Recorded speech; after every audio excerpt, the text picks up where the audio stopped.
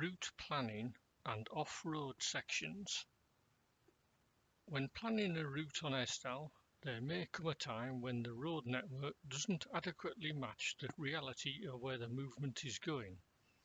Examples of this could include, say, using a route through some docks to avoid a bridge, or where, due to new roads being built, the roads aren't on the ESDAL maps yet. The first thing to do is to make sure the rest of the route is correct before adding the off-road section. You can't add any more waypoints after planning such a special manoeuvre, as replanning this will wipe out such extra manoeuvres from the map. We also need to make sure that the route follows as close as possible to the route we want before adding the off-road section, but there'll be more on that with the second example I give. For the first example, let's try putting a route through, say, the docks at Goole to avoid an unsuitable bridge. Now this of course supposes that approval has been given for such a movement by the dock authorities. Click on the off-road icon. It looks like an arrow leaving a road. And then we can click on a section of the route as it is, where we know we're going to actually leave the route. And then we can click on the map in the general direction of where we're going to be travelling. It doesn't need to be amazingly accurate, but just follow the route that you actually want to take through the docks, and then when you get back to the route to rejoin it, you need to double click, and that then gives you your annotation where we need to add an actual text description of this route that we're taking. So let's say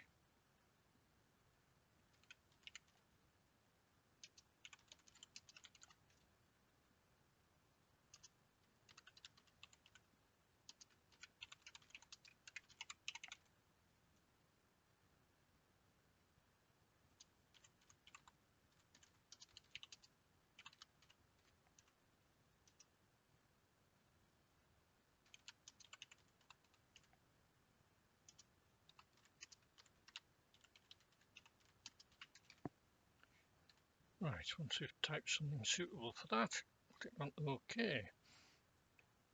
So that's added the annotation and our off-road section. So the last thing we need to do is then just cut out the bit of the route that we no longer need. So using the scissor icon, and click on the bit we don't want, and it disappears. Then save the route.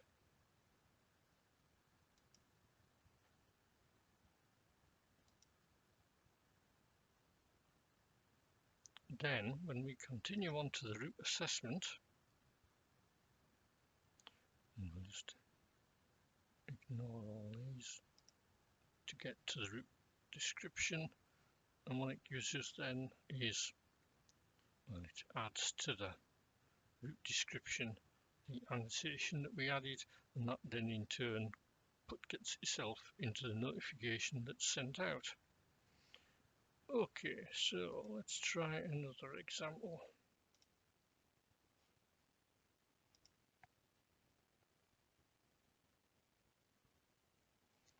So let's have an example here of the road which isn't yet on ESDAL. Say the East Leeds orbital route that goes around the eastern side of Leeds.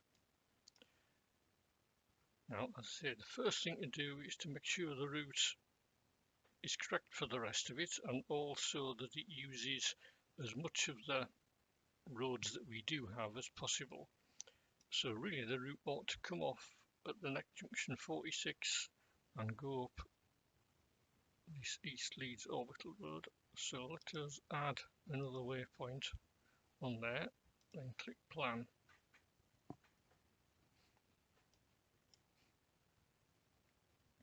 So that then gives us the route going all the way up here.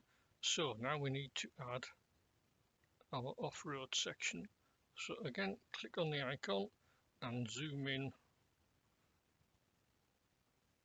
So now we could start on the roundabout. However, off-road sections don't like to be started on roundabouts, so it's best to avoid that and instead just click on the route that we're going to use, but just on the actual just before that hits the roundabout, and then we get our extended blue line. Then we just zoom out on the map a touch and then just click our way roughly where the road goes all the way around until we rejoin the ring road, and then double click to finish the off-road section. So now let's add a suitable annotation here to describe what we've actually done. So from M1 junction 46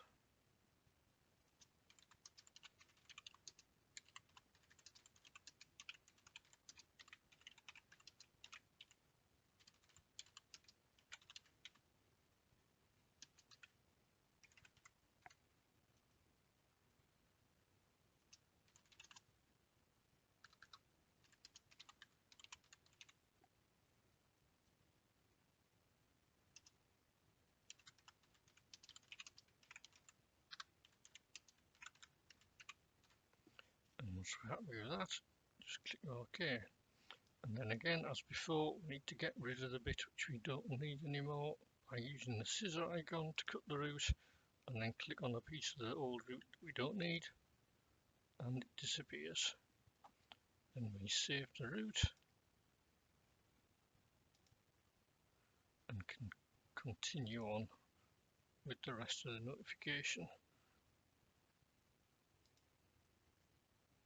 And again to the route assessment page. So it's been added into the route description there. It mentions our special maneuver that we've added.